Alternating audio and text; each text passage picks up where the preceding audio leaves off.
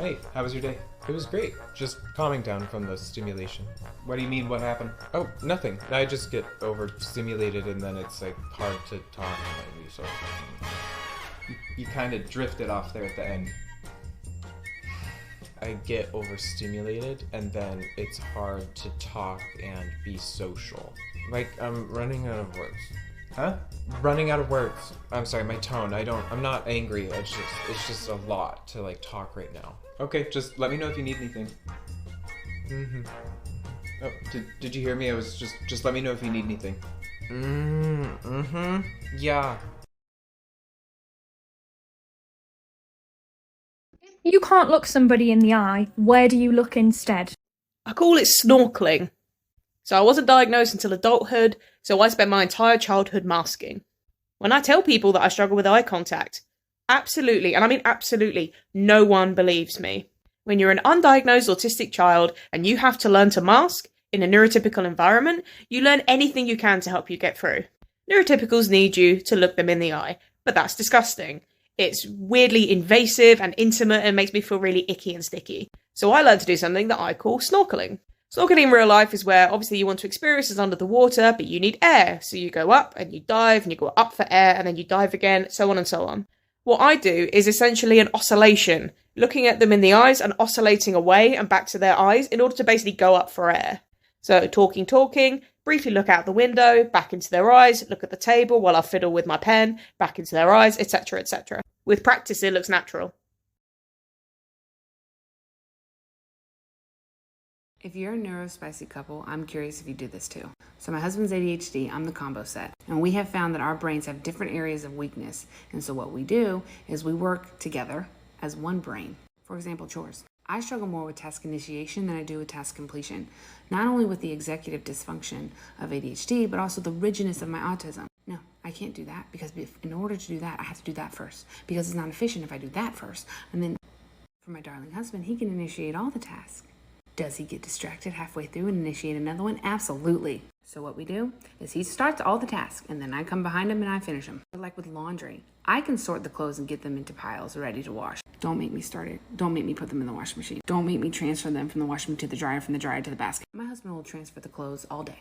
Don't make him sit there and fold them. But I'll sit there and fold them and binge watch whatever hyperfixation, like my murder documentaries. Don't make me put them away. He'll put them away. Neurospicy solutions to neurospicy problems. What is the worst part about having ADHD? Easy, it's the way that others perceive you. Your main symptoms make you look like a bad person. The things that alleviate your symptoms look like to other people that they cause your symptoms.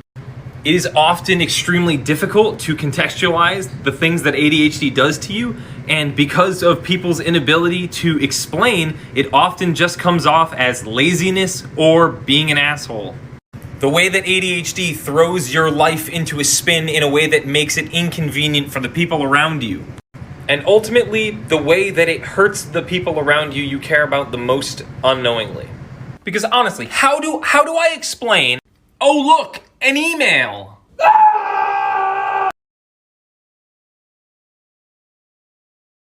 Man, my foot is killing me. Oh yeah, last year I pulled a muscle in my foot. It sucked. Okay, I've been noticing this for a while, but why do you relate everything that I say back to yourself? It comes across as really self-centered. Shoot, I'm sorry. I know it may seem that way, but in reality, it's actually my way of trying to show you that I'm engaged in the conversation and I care about what you're saying. Oh, really? For some reason, the best way for me to process new information is to tether it to something that I've already experienced. Oh, so by relating what I'm saying to your experiences, you're trying to communicate that you understand what I'm feeling and you empathize with it. Yes, exactly that. Got it. So you're not trying to actually draw the focus of the conversation to what you're saying, you're just being a really active listener. I think that's a pretty good way to put it.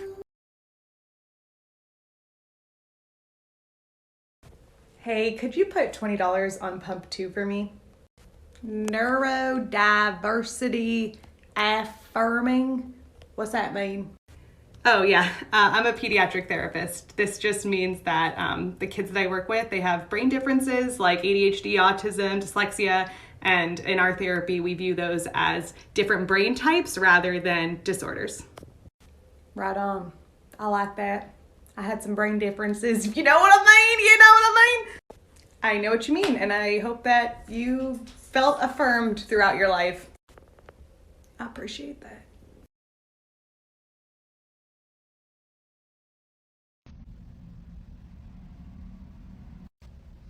Meh. What the fuck was that? Why did you just make that noise? That was so weird.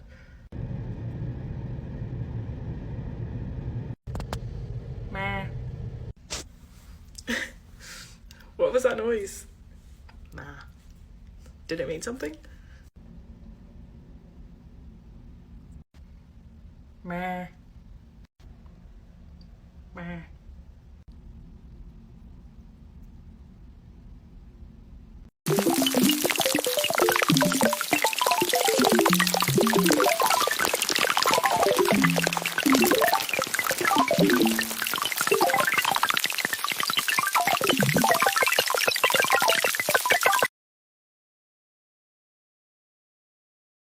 There once was a ship that put to sea. The name of the ship was the Billy of Tea. The winds blew up her bow, it down. Oh, blow, my bully boys, blow. Soon may the wellerman come to bring us sugar and tea and rum. One day when the tonguing is done, we'll take our leave and go. I have one kid with ADHD and one kid who is autistic with ADHD.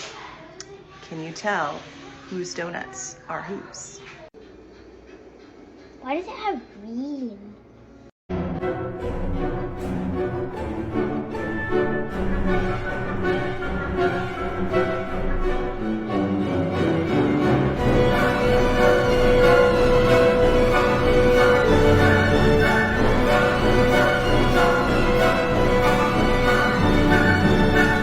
Autistic characteristic in girls, because they are different from boys. So autistic girls are actually quite good at getting friends, but it's the keeping of friends that is the hard part. Because autistic girls tend to be quite good at masking, and it probably has something to do with how girls are socialized from a young age. And God, do I relate to this so much! So what I do is I typically mirror people's personalities, how they stand, what they look like, all of the things. And it's usually the person I am most intimidated by. So like the popular girl, the person that I perceive to have the most power, that is the one personality that I take on. So these people then become friends with my mask, not who I really am. So when I start becoming comfortable, I start taking off my mask, and then they're like, you're two-faced. You're fake. You're just not the person I thought you were. And it's because I literally was a mirror of them. It also causes a lot of identity issues. Like, who am I? This is a work of art. This is bullshit. This is a work of art. This is bullshit. This is a work of art. But this is bullshit. I am strong.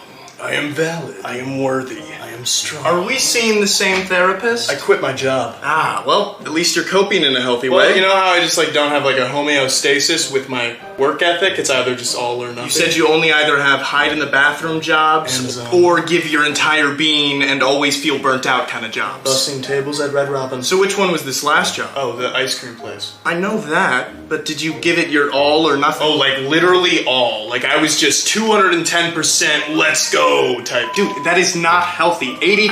I know, but it's kind of hard when you're a hyper-empathetic, people-pleasing yes man. Well, have you done that thing that you said you wanted to do that you haven't done yet? Set boundaries? Yeah, that. No, but, well, actually, I'm gonna go out on a limb and say part of the reason why you quit your job is because you haven't done that yet. Okay, well, slow your roll there, Sherlock. But yeah, basically, I'd been working my ass off for years, and I just never thought about, asking for a raise. Wait, you never got a raise? That's not. Yeah, well, it's not like I'm gonna ask my coworkers what they're getting paid. But then Tim went off about salary transparency. Oh no. And well, yeah, it turns out I've been walked all over, taken advantage of, and disrespected for years. Jesus, dude, are you not seeing a trend here? Oh, you mean the trend where I overtrust, overshare, overwork myself to the point where I put a giant red target on my back that says, manipulate me, I'm emotional.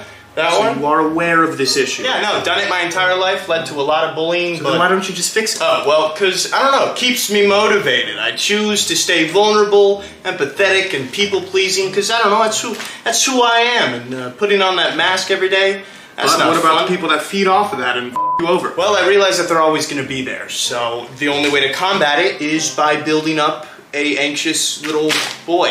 What? The one that's in my heart. Which includes setting boundaries externally and internally. Internally? Yeah, my brain is usually the most prevalent asshole in my life. Same. Hey, at least we're not alone. Yeah, I guess not.